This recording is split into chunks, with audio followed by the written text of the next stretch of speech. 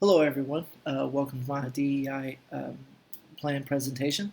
This presentation is called Closing the Gender Pay Gap, a Diversity, Equity, and Inclusion Plan by William Gocher. With so many organizations trying to grow within the confines of globalization, it becomes increasingly important that achieving diversity in the workplace is a smart move to make. And according to an article by Glenn Lupus of Forbes.com, June 13, 2011, what we're seeing in our society today is a rapid demand for diversity, equity, inclusion within the workplace. And throughout this presentation, I will be providing a DEI plan that aims to close the gender pay gap within the company HEB. A little bit of background information for HEB. HEB has over 420 stores located throughout Texas and Mexico, with over 140,000 employees. What makes HEB such a unique organization is its leadership.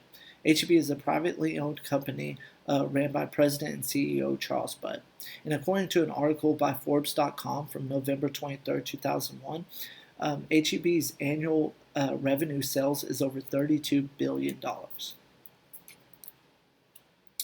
The DEI area that I feel that needs to be addressed is equity, and more specifically, gender pay equity. This area will include all HEB employees who work for HEB. And according to the book Diversity, Equity, and Inclusion, a practical guide by author Anthony James Jr., 2022, equity recognizes that there are advantages and barriers that exist, and as a result, we all do not start from the same place. The reason why I chose HEB is because I wanted to, because I am a current employee of HEB, and over the years I have realized that there are many different gender barriers within the company that prevent some employees from obtaining the same pay rate as other employees do who have the same job title. So with the current state of equity in the DEI plan, I want to close the gender pay gap between females and males who essentially have the same job title but have different pay wages due to gender inequality. And according to an article by Robin Bluis of AmericanProgress.com, March 24, 2020, women are consistently paid less than men are who have the same job titles. So closing the gender gap is not only a legal requirement, but is critical in demonstrating company values and beliefs that are very important within the organization. A systematic incremental approach will be used to measure if the changes are proceeding in the right direction. This will allow to cease advancing of the DEI plan if the desired changes signal unintended consequences. The changes will be made in 3 stages. There will be stage 1, where to measure a baseline, a 20 questionnaire survey will be sent to every employee through a company email. Stage 2, the data will be obtained and analyzed using a pay scale compensation software system. And then in stage 3, the results will be quickly checked to see whether the pay is comparatively between genders who have the same job title. For resources, a cost-benefit analysis, pay equity analysis, and compliance report will be used to analyze and determine the extent of fairness, transparency, and equitable pay practices within the organization.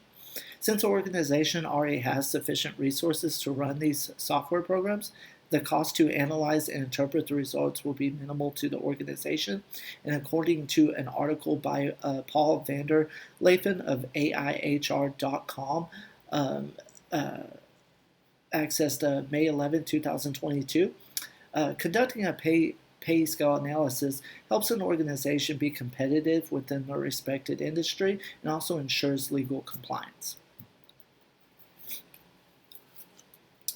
And accountability will be provided by multiple departments within the organization.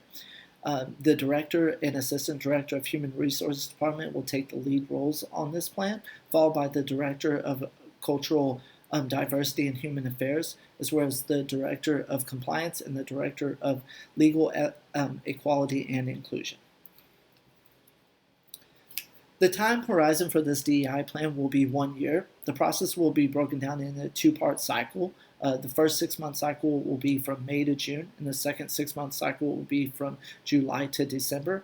During the first cycle, again, surveys will be administered to all employees via a company email, and then during the second cycle, the data will be obtained from these employee surveys and then analyzed.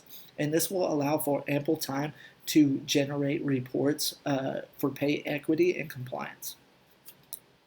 And in conclusion, throughout this presentation, I've covered various concepts that I believe will help remove the gender barriers that prevent employees from being paid unfairly for doing the same job. And as I stated earlier, closing the gender pay gap is critical to demonstrating company values, beliefs, and then enabling growth for H-E-B Grocery Company. Here are a few of my references. And a final goodbye. Thank you for watching and have a great day.